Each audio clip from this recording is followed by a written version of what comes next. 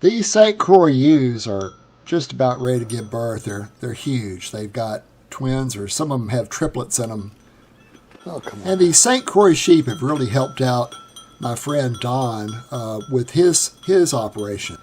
Don is a third-generation farmer, and he has a big operation. He was raising goats for several years, and the Barber Pole worm got so bad that he had to get rid of all of his goats. The infestation was so complete. There's so many Barber Pole worm cysts on his farm that the state agriculture veterinarian came out and looked and said that he would have to raise something else for at least 2 years until all the worm cysts were gone. So Don acquired about 20 of my St. Croix ewes and started over, but he has a total different outlook. He is raising St. Croix crossed with Dorper and Katahdin to sell to the commercial market, and that's a little bit different from what I do. And he's making a living doing it. So let's take a good look at his operation and how it's different from my operation.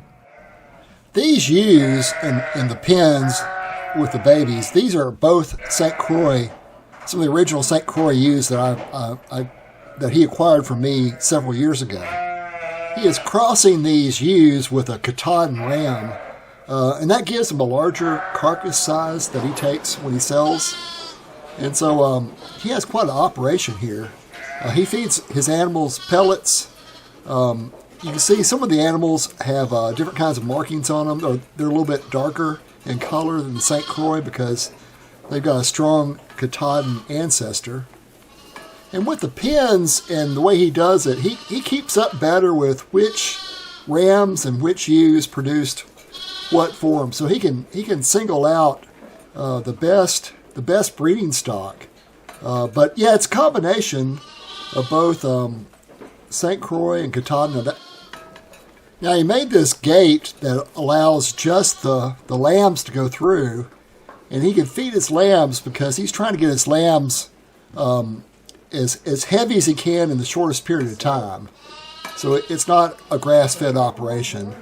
You can see that lamb's got some darkness around its eyes. It's either part Katahdin or it could be part Dorper.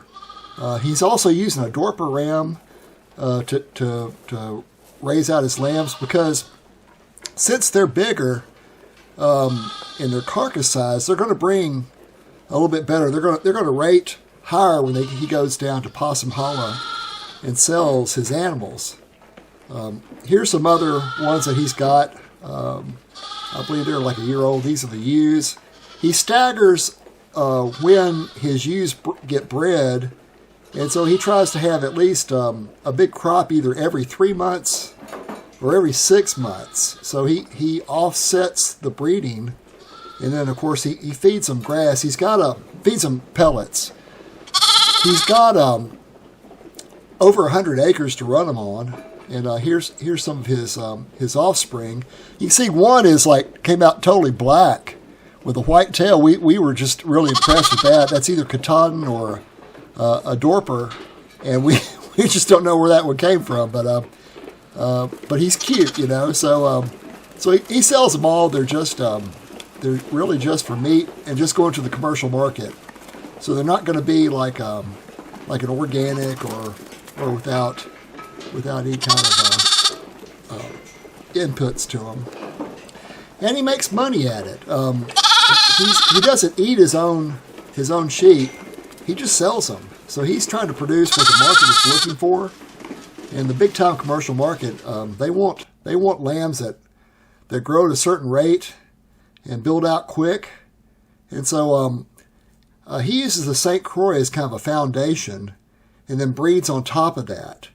And also he has his setup is a little bit better than mine. I don't have all this barn, a large barn like what he has. So I'm a little bit jealous. But I don't feed mine as much pellets. Now I do feed mine some in the winter when it gets really cold, just to help them get through the winter and the cold weather. But he feeds his sheep pellets all year long, and gives them whatever they want. They also get out on grass and do well with that. He's also got, I think, 4 Great Pyrenees dogs that help him Yeah, like you do. his flock, and you got to have that as well. And here's looking at his Dorper flock. So these are crossed with St. Croix, and they have a Dorper ram, and they make a really big carcass quickly. So he doesn't have to worry about trying to keep up with worming all of them, because they're going to go to market pretty quick.